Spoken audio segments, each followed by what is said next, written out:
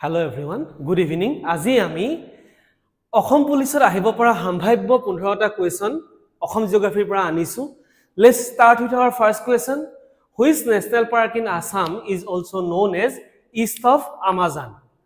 অসমৰ কোনখন ৰাষ্ট্ৰীয় উদ্যানক ইষ্ট আমাজন বা পূবৰ আমাজন বুলিও জনা যায়? Kaziranga, Dihing Patkai, Manas and Raimona. Year correct answer কি হ'ব পাৰে বাৰু? ইয়াৰ কাৰেক্ট আনসাৰ হৈছে অপশন বি দিহিং পাটকাই. দিহিং পাটকাই. দিহিং পাটকাই আৰু আমাৰ ৰায়মনা এৰখন হেহতিয়াকৈ কি কৰা হৈছে ৰাষ্ট্ৰীয় উদ্যানলৈ তেওঁলোকক আপগ্ৰেড কৰা হৈছে আৰু বৰ্তমান অসমত নেশনেল পাৰ্ক এৰখন লগাই 7খন আমাৰ নেশনেল পাৰ্ক আছে. নেক্সট আহিছে the Gorompani Wildlife Sanctuary is located in which of the following districts of Assam? Gorompani বন্যপ্ৰাণী অভয়াৰণ্য অসমৰ কোনখন জিলাত অৱস্থিত?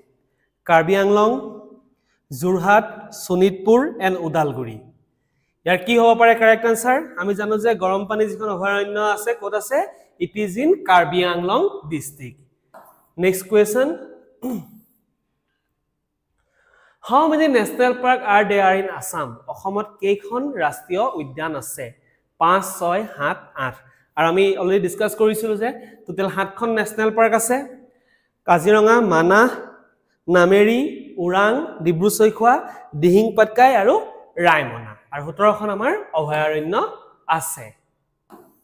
নেক্সট আহিলে আমাৰ wild horses are found in which of the following national parks of Assam? বনৰীয়া ঘোঁৰা তলৰ কোনখন ৰাষ্ট্ৰীয় উদ্যানত পোৱা যায়? ডিব্ৰু-চৈখোৱা, নামেৰি, কাজিৰঙা এণ্ড ওৰাং. কি হয় বাৰু ইয়াৰ correct answer?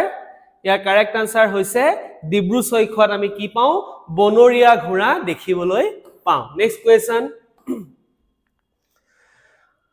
When was the Kaziranga National Park declared a World Heritage Site by UNESCO? Kaziranga ৰাষ্ট্ৰীয় উদ্যান কেতিয়া ইউনেস্কোই বিশ্ব ঐতিহ্য ক্ষেত্ৰ বুলি ঘোষণা কৰিছিল? 1974, 1985, 2007 and 1990. আমি জানো যে কাজিৰঙাক 1985ত ওয়াৰ্ল্ড হেৰিটেজ সাইট হিচাপে ডিক্লেয়াৰ কৰা হৈছিল. লগতে মানাহকো সেই বছৰতে ওয়াৰ্ল্ড হেৰিটেজ সাইট বা বিশ্ব ঐতিহ্য ক্ষেত্ৰ বুলি ঘোষণা কৰা হৈছিল আৰু 2024 চনত চৰাইদেউ মৈদামক বিশ্ব ঐতিহ্য ক্ষেত্ৰ হিচাপে ঘোষণা কৰা হ'ল. অৰ্থাৎ টোটেল 3টা আমাৰ ইউনেস্কোৰ ওয়াৰ্ল্ড হেৰিটেজ সাইট অসমত আছে. নেক্সট আহিলে in which year was the Deepor Bill wetland listed as a Ramsar site? কোন চনত দীপৰ বিলক ৰামসাৰ সাইট হিচাপে অন্তৰ্ভুক্ত কৰা হৈছিল? 1989, 2002, 2005 and 2006. ইয়াৰ কাৰেক্ট আনসাৰ হ'ব 2002. অৰ্থাৎ 2002 চনত দীপৰ বিলক কি কৰা হৈছিল? ৰামসাৰ সাইট হিচাপে ঘোষণা কৰা হৈছিল. Next. What percentage of the total geographical area of Assam is covered by forest? অসমৰ মুঠ ভৌগোলিক অঞ্চলৰ কিমান শতাংশ বনাঞ্চলে আৱৰি আছে? অপশন এ আছে 34.21, অপশন বি আছে 33.42, অপশন সি 32.46 আৰু অপশন ডি 21.47. ইয়াৰ কাৰেক্ট আনসাৰ হ'ব অপশন এ 34.21. অৰ্থাৎ আমাৰ অসমৰ মুঠ মাটিকালিৰ 34.21% বনাঞ্চলে আগুৰি আছে. Next question. The topic of cancer passes through which of the following two north eastern state of India? কৰ্কটক্ৰান্তি যিডাল ৰেখা আছে সেই কৰ্কটক্ৰান্তি ৰেখাডাল ভাৰতৰ বিশেষকৈ উত্তৰ পূৰ্বাঞ্চলৰ কোন দুখন ৰাজ্যৰ মাজেৰে পাৰ হৈ গৈছে? Assam and Meghalaya, Assam and Manipur, Manipur and Mizoram and option D আছে মিজোৰাম এণ্ড ত্ৰিপুৰা. কি হ'ব পাৰে ইয়াৰ কাৰেক্ট আনসাৰ? আমি যদি চাওঁ ইয়াৰ কাৰেক্ট আনসাৰ হ'ব option D Mizoram and Tripura. Next question. Which of the following states shared the longest border with Assam? তলৰ কোনখন ৰাজ্যই অসমৰ লগত সৰ্বাধিক দীঘলীয়া সীমা ভাগ কৰিছিল? অৰুণাচল প্ৰদেশ, নাগালেণ্ড, মণিপুৰ এণ্ড মেঘালয়া. ইয়াৰ কাৰেক্ট আনসাৰ কি হ'ব পাৰে বাৰু? আমি জানো যে অসমৰ চাৰিওফালে যিখিনি ৰাজ্য আছে তাতকে আটাইতকৈ বেছি সীমা কোনে কৰিছে? মেঘালয়া, 884 কিলোমিটাৰ. সেকেন্ড আছে Arunachal. Next question. Which of the following is not connected to the border of Assam? তলৰ কোনটো ৰাজ্য বা কোনটো অঞ্চল অসমৰ সীমাৰ লগত সংযুক্ত নহয় কোনখন ৰাজ্য সিকিম নাগাল্যান্ড অৰুণাচল প্ৰদেশ ভূটান ভূটান অসমৰ লগত আছে অৰুণাচলৰ বাউন্ডাৰী শেয়াৰ কৰে নাগাল্যান্ডৰ বাউন্ডাৰী শেয়াৰ কৰে আৰু বাউন্ডাৰী শেয়াৰ নকৰে কোনে সিকিম আৰু এই কোৱেশ্চনটো তলৰ কোনটো অঞ্চল অসমৰ সীমান্তৰ লগত সংযুক্ত নহয় বা অসমৰ লগত সীমা ভাগ নকৰে তেন্তে কাৰেক্ট আনসাৰ হ'ব Sikkim Next, what is the position of Assam among all of the states of India in terms of elephant population? হাতী জনসংখ্যাৰ ক্ষেত্ৰত ভাৰতৰ সকলো ৰাজ্যৰ ভিতৰত অসমৰ স্থান কি? First, second, third and fifth. 2017 চনত যেটো আমাৰ এলিফেন্ট সেন্সাস হৈছিলে সেই এলিফেন্ট সেন্সাস মতে ভাৰতত অসমত কিমান আছে বিশ্ব ভাৰতৰ ভিতৰত সেকেন্ড আৰু এতিয়া আমাৰ 2024 ত আকৌ এই এলিফেন্ট সেন্সাসৰ কথা ডিসকাস কৰা হৈছে আকৌ এটা এলিফেন্ট সেন্সাস কৰাৰ প্ল্যান কৰা হৈছে তাৰ কাৰণে কাম আৰম্ভ কৰা হৈছে কিন্তু 2017 চনত যেটো এলিফেন্ট সেন্সাস ওলাইছিলে সেই এলিফেন্ট সেন্সাসৰ মতে অসমৰ ৰেংক হৈছে সেকেন্ড নেক্সট কোৱেশ্চন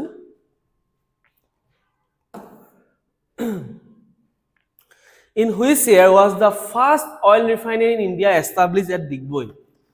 তলৰ কোন চনত ভাৰতৰ প্ৰথমটো তেল শোধনাগাৰ ডিগবৈত স্থাপন কৰা হৈছে আমি জানো যে ইন্ডিয়াৰ হৈ এছিয়াৰ ফাৰ্স্ট ৰিফাইনাৰী হৈছে ডিগবৈ এটো কেতিয়া প্ৰতিষ্ঠা কৰা হৈছিল 1901 1822 1889 and 1921 এটো হৈছিল 1901 চনত আৰু 1901 চনত ইয়াৰ লগতে কি প্ৰতিষ্ঠা হৈছিল কটন কলেজ প্ৰতিষ্ঠা হৈছিল আৰু তাৰ উপৰি বেৰি হোৱাইট মেডিকেল স্কুলো প্ৰতিষ্ঠা হৈছিল যিখন বৰ্তমান অসম চিকিৎসা মহাবিদ্যালয় নামেৰে জনা যায় আৰু 1947 ত এই বেৰি হোৱাইট মেডিকেল স্কুলক Assam medical college and hospital হিচাপে আপগ্ৰেড কৰা হয় 1901 yes next question in which district is Jatinga famous for mass suicide of migratory birds কোনখন জিলাত পৰিভূমি চৰাই গণ আত্মহত্যাৰ বাবে জাতিংগা বিখ্যাত কোনখন জিলাত আছে গোলাঘাট কাৰ্বি আংলং কাছাৰ এণ্ড ডিমা হাছাও অৰ্থাৎ উদা হৈছে জাতিংগা কোনখন জিলাত অৱস্থিত জাতিংগা হৈছে ই বৰ্তমান ডিমা হাছাও জিলাৰ এক অৱস্থিত